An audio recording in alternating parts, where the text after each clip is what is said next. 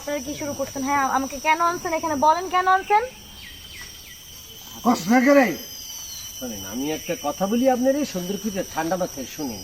আপনি মগরে বকাঝকা করতেই পারেন, মেজাজ খারাপ করতে পারেন, গালি দিতে পারেন, অনেক কিছুই করতে পারেন, মারতে পারেন, যদিও পারবেন না আমাদের সাথে।